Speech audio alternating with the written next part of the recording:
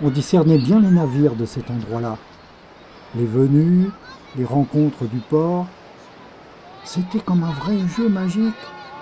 Sur l'eau à remuer de tous les reflets, tous les hublots qui passent, qui viennent, qui scintillent encore. Mon père, il se méfiait des jeux de l'imagination. Il se parlait tout seul dans les coins. Il ne voulait pas se faire entraîner. À l'intérieur, ça devait bouillir. Au Havre qu'il était né, il savait tout sur les navires.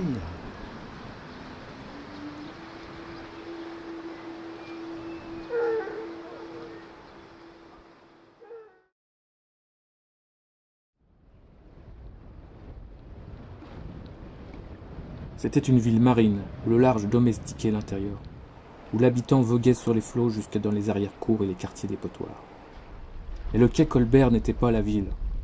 C'était un autre monde, noir et misérable, peuplé de terrils, de collines charbonneuses, enserrées dans des colliers de palissades vermoulues.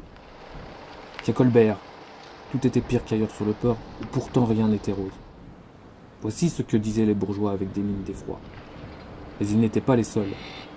Les autres carabos, ceux qui maniaient les matières nobles, les balles de coton, les sacs de café ou de cacao, ne se privaient pas de colporter d'affreuses histoires sur les charbonniers.